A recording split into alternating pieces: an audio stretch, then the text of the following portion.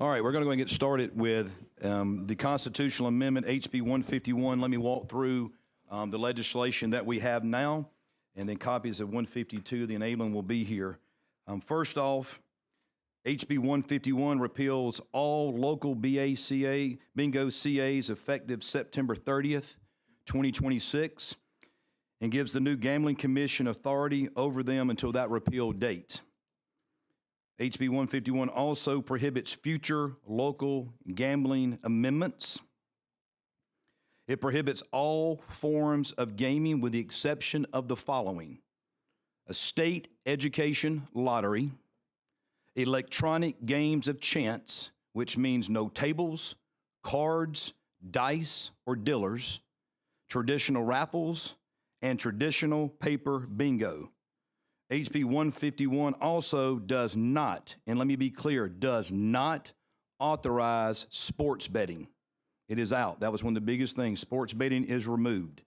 It authorizes the Alabama Education Lottery in paper form only. Authorizes electronic games of chance at 7 locations that were listed in the Senate bill, and there's as follows: the racetracks at Greene, Jefferson, Macon, and Mobile, plus bingo hall locations in Greene County, Houston, and Lowndes County. They will be taxed at a rate that was in the Senate bill from 20% to 28%. And also, finally, it requires the governor to enter negotiations for a compact with the Ports Band of Creek Indians limited to in-person activities on land held in trust prior to February 6th, 2024. And with that, I'll sign this one of the conference report.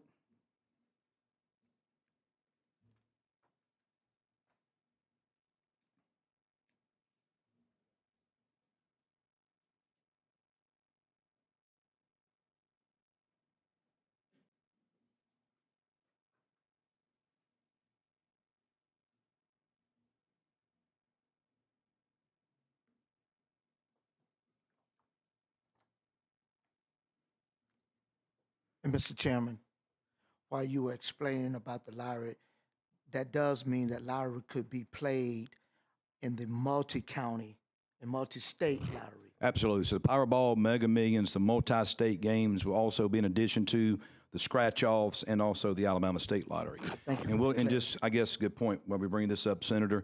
We'll talk about it in 152, but one of the differences, the third that was in the Senate, we have now been able to agree to have the Alabama Education Lottery, 100% of those proceeds would go to an ETF supplemental appropriation for education purposes only. Mr. Chairman, also before I sign, I want to ask Anthony a question, if that's all right. We had talked about there's no sports betting that's authorized in here, and we just said that a minute ago. Can you go a little bit further in detail on that? Because I've had a ton of questions upstairs. Just is it in, is it out, and is it being authorized in this particular bill? Right. So as you know from both the House passed and the Senate passed, we're changing the structure of Section 25 of the Constitution to specifically say all forms of gambling are prohibited except the specific carve-outs that are included in those 4 enumerated areas where we allow for gaming, and sports betting is not in any form, shape, or fashion mentioned, and therefore not authorized. And let me add one more thing, too, which is very important. I know some people. Also in HB 151, the election date will be held August 20th, 2024. Originally, we had November. The Senate had September. We agreed to an August 20th, 2024 special election date for this legislation. Mr. Chair, may I make a comment?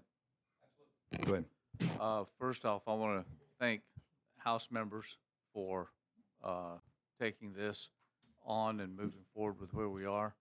The legislature of Alabama has been struggling with this for a long, long time, and we've never gotten to this point. How much further we get, we don't know, but we'll never know unless we try to move forward on this. I know that there's still a lot of controversies. I know we have been successful at one thing, is has to make everybody mad. I don't know if there's anybody happy with this, but at least you were my target. But we're making progress. I appreciate everybody's efforts here and the work that's gone on with this. We'll see where we head. Thank you. All right, thank you. Now moving to 152, the enabling legislation. I have one copy. The others are coming, but I'm going to go ahead and everybody has in front of you the talking points of where we ended up. How many pages is that one? 126 or 127, 126, 127. Thank you. 10 and a half, 11 pages is the CA.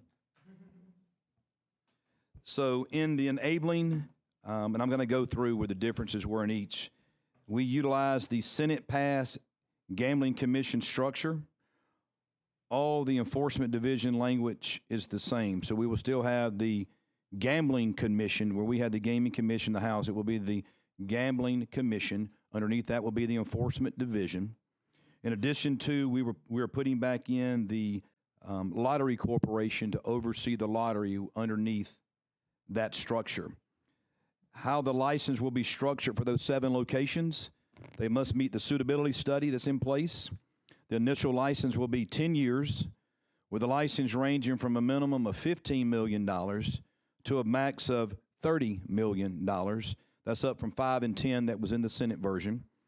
25% of that money will be paid up front at the issuance of license. The other 75% will be advertised out on equal payments over the next 9 years.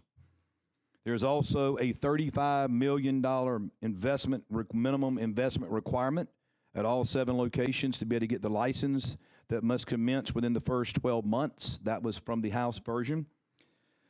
If a licensee decides they would like to spend $100 million or greater in initial investment, their license will be extended to 15 years at the same initial 10-year license rate.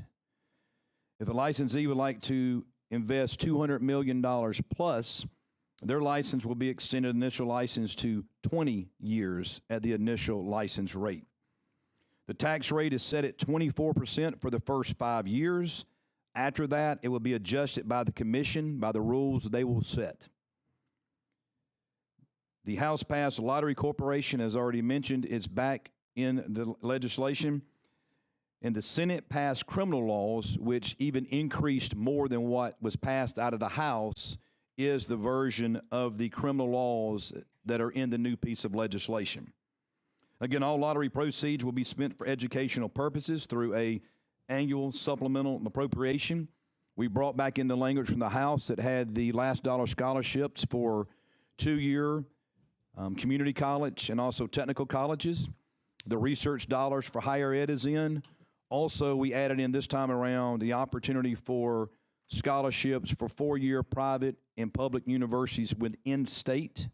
And also in that language is bonuses for retired teachers. All gambling proceeds from the other side, which will be the gaming entities, we like to call them electronic gaming facilities. All those proceeds would go to an annual supplemental appropriation that will be run through the general fund in both bodies. We pulled back in the language from the House version of how that money could potentially be appropriated going forward. Also in that, bonuses for retired state employees is in that language as an option as well. And we went with the Senate passed FCPA PAC campaign contribution restrictions is in that legislation. So that is 152.